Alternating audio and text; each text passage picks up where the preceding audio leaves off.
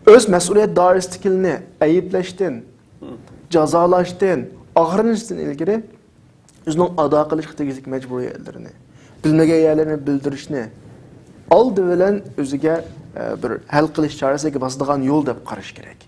Bu nuqtadan er kishi ayol kishiga oilada yordamlashgani hech qachon er kishiningki g'urur tegadigan ish emas, balki sevgisiga erishadigan ish, sevgisiga erishgandan keyin undan keyin er kishining oilani idora qilishi, oilani tartiblashi mencha osonga tushadi. Mesela o'zining oilasi yani. O'zining oilasi birinchi qadam xatolashdi. Shayliqcha maosh bundoq bo'lmaydi, asli maoshning tartibi bundoqdi. Ikkinchi qadam xatolashdi. Biroz ovozi bir urg'uluqroq chiqsa bo'ladi ikkinchi qadam. Chunki masalaninki jiddiy ekanligini qarshi tarafga bildirish kerak, sal qaramasligini. Uchinchi qadam yana ozroq ovozni ko'tarsa bo'ladi. Ya'ni fursat berish kerak.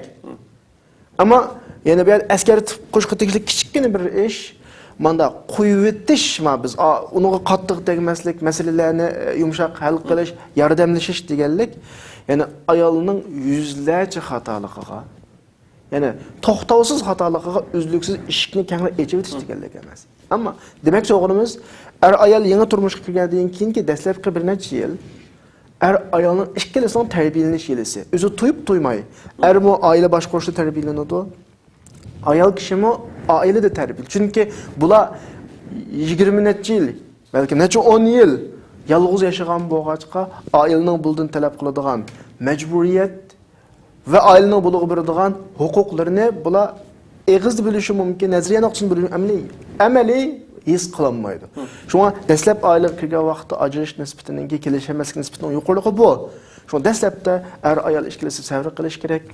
Bir-biriga yordamlashish kerak, qattiqlik qilmaslik kerak, yana fursat berish kerak qarshi tarafga. Allah razı olsun. Bizning suhbatimiz shu hozir yaxshi muomala qilinish haqqi to'g'risida ayollarningki davom qilyotdi. Yana ham biz Payg'ambarimiz sollallohu alayhi vasallamning hayotidan, ya'ni Payg'ambarimiz sollallohu alayhi vasallam ayollarga qanday muomala qiladi degan bu savolga asoslanib turib ba'zi o'rnaklarni ortaklaşkan bolsak. Endi hadis, sünnet degan tushunchani Rasulullahning so'zi, Rasulullahning amaliy ish faoliyati, Rasulullahning ba'zi ishlarga ko'rsatgan pozitsiyasi, shu nuqtani muhaddislar shu shaklda tushuntirdi. Unda boshqa shakli bor, ammo asosliqi shu shakli.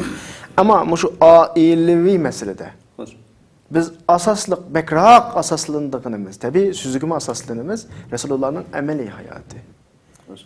Bunu bugün ko'rsatmoqchi bo'lgan yoki ko'rishga to'g'ri kelib qolsa ko'rsatadigan o'rnaklarimiz Resulullah'ın ameliy hayotini ish izlari.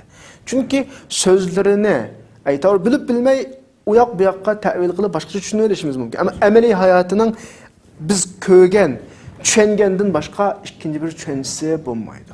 Endi bu oilaviy masalada Resulullah'ningki ameliy hayotiga qarasak, Resulullah'ın ayollarından anlayımız endi. Çünkü Resulullah ailevi meselede en doğru guvalı kurduğun kişiler kim o? Ayolları. Ayşe radiyallahu anha bizge mesela Resulullah'ın ki benim bir günüsü gördüm, işkimden aldı deydi, Habeşistanlıkla oynavatatdı, uyun kuyvatattı. Meni aşı uyanını çapını da yögep durup kana kılgan körsetken. Şunçuluk yani bir muamelemde bu alaka ayalının ki bir köngül etişiği nispetten bu kana kılış köngül biliş meselesi. Ondan başka yeni bir hadiste, hazır hukuk hadisi muttefakun aleyh hadis. Yeni bir hadiste şu Ayşe radiyallahu anh'ın kelgen. Resulullah Ayşe'ge manda bir dige yeri ola. Nayeti bir inçki bir nokta var bu yerde. Senin menden xushal bo'lgan kunlaring bilan, holating bilan naroz bo'lib qolgan holatini men bilalayman degan Rasululloh. Subhanalloh. Ya'ni ayoliga shunchalik diqqat qiladi, ya'ni ayolining kayfiyati, o'zgarishligi Rasululloh shunchalik diqqat qiladi. Ayşe radhiyallohu anha nereden bildi ya Rasululloh degan vaqtda sen mendan rozi bo'lgan vaqtlaringda sen gap qilsang qasam oyatlarda qasam qilish ahvoli sal ko'p. Qasam qilish to'g'ri kelib qolsa la va Robbi Muhammad deb qasam qilsa, ya'ni Muhammadning Robbi bilan qasam der. Subhanalloh. Sen mendan naroz bo'lib qolgan vaqtingda İbrahimning Robbi bilan deb qasam qilsa. Ya'ni shunchalik diqqat qiladi. Ayşe radhiyallohu anha Resulullah'a bo'lgan noroziligini shu bir ismini tilga elish ammaslikda ko'rsatdi. Endi bu yana qarayli, birisi Resulullah'ning Oyshaning hayotiga, Oyshaning umumiy kayfiyatiga bo'lgan shunchalik diqqat qilish bo'lib qolsa, Oysha radhiyallohu anha bir ayol bo'lib bilan o'zining eriga noroziligini vaqirab-chaqirab yoki bugungi kundagidek yoki uydan chiqib ketish bilan emas, ismini tilga elish ammaslik bilan bildirib. Bu naqadar inchki bir nozik muomala. Erning ayolga bo'lgan nozik muomalasi, ayolning eriga bo'lgan qanday muomalasi, nozik muomalasi. Buni haqiqiy go'zal oila degan ma shaklda bo'ladi. Oila inson bo'lish sifati bilan tabiiy to'qinishlar chiqadi, noroziliklar chiqadi, lekin buning ifodalashning har xil nimalari va shakllari bor. Eg'izni buzib tillash, unga qattiq tegish, qattiqlik qilish, mayli erdan ayolga yoki ayoldan erga bu oilaning bugun o'zaro to'qinishgan yoki o'zaro bir-biridan azorlashgan ayollar chiroyli o'tiradi. Ammo bugungi mush azorlashish yarashgandan keyinmi izdan chiqmaydi. Yani qalbining bir yerlarida oq qog'ozga urilgan chigitga o'xshash. Shunga norozilik ifodalashning xuddi hadisda Oysha radhiyallohu anha tasvirlagandek bir ko'rsatgan bo'ladigan inchki go'zal shakldagi bir shakllar bo'ladi. Allah razı olsun. Yani bir Peygamber sallallahu aleyhi ve sellem'inki Ayşe radhiyallohu anha bilan o'tirib bo'lgan bir dialogningki mesela isim ko'riyotdi. Bu uzun bir hadis ekan. Abu Zar veya Ummu Zar radhiyallohu anha to'g'risida ekan. Bu Abu Zar haqida Ayşe radhiyallohu anha Ummu Zar va Abu Zar to'g'risida Peygamberimiz sallallohu alayhi vasallamga bir ishni so'zlab berayotgan vaqtida Peygamberimiz sallallohu alayhi vasallam Ayşe radhiyallohu anhaga qanday muomala qilgan, qanday xotirjam qilgan, ya'ni ko'ngilni. Yani bu asli bu hadis bak uzun hadis kitaplarda neçe bet tilga ilinadi. Ayşe radhiyallohu anhaning qashida 11 ayol irdan bo'lgan oiladagi ishlarni so'zlaydi. Shu so'zlarni Rasulullahning vaqtdan bu hadisni so'zlab qo'yilmaydi vaqt munosabati bilan. Ayşe radhiyallohu anhaga Rasulullah men aşu ayollar ve erlerning içindeki birisini tilga olib turib, Abu Zar Ummu Zarga muomala qilgandek men sana shunday muomala qilaman, ammo seni taloq qilmayman degan bir qiz gapni qutib qo'ygan Rasulullah. Ammo bu yerda qarindoshlarimizga asıltadigan bir nuqta bor. Taloq nuqtasi mayli jiddiy, amaliy shaklda tilg'alansin yoki chaqchaq shaklda tilg'alansin, intayin xatarli bir nuqta. Ayol kishining hayotda eng qalbiga aziyat uradigan, qalbida o'chmas iz qoldiradigan narsa taloq so'zi. Mayli sen ayolingni qo'rqitib qo'yish ustidan sen taloq qilaman degan shaklda desin. Yoki chaqchaq qilish ustidan biz ajrashib ketilmagi sen bilan degandek shaklda desin. Ayol kishining qalbida o'chmas iz qoldirdi ma taloq so'zi. Shunga qarindoshlarimizga qiladigan alayda tavsiyamiz mushaqdir. Rasulullah'ningki Ayşe radhiyallohu anhaning shuncha uzun gaplarni anglab bo'lgandan keyin gapni deb bo'lib, lekin men seni taloq qilmayman degan bir og'iz so'zidan shuni ola olamizki, ayoliga ishonch berish kerak turmushda. Ayolining menga o'zi bilan birga yashaydiganligini bildirish kerak. Xatolashgan taqdirdami boshqa shaklda jazolasi mayli, boshqa shaklda tanbih vasi mayli, ammo taloq temasi bilan, taloq so'zi bilan uning qalbiga aziyat berishga bo'lmaydi. Chunki jiddiy olmasligi mumkin.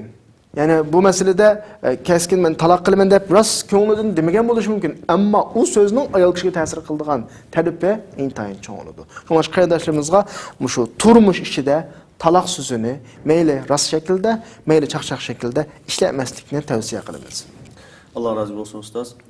Yuqorida biz ayollar bir-biri bilan qanday muomala qilish to'g'risida qimmatli ma'lumotlarga ega bo'ldik. Aziz qarindoshlar, ayollarning yaxshi muomala qilinish haqqi to'g'risidagi bu suhbatni mush yerda oxirlashtiraman. Bu munosabat bilan ustoz Muhammad Ali Qorimga rahmat aytaman. Alloh Qorimga dunyo va oxiratda yaxshilik tilayman. Shundaqla bu programmamizga ahamiyat bergan va tarqatgan barliq qarindoshlarga Alloh taoladan rahmat va mag'firat tilayman. Yana bir qitimqi suhbatimizda ko'rishguncha omon bo'linglar. Sizlarni Allohga topshirdim. Assalomu alaykum va rahmatullohi va barakatuh.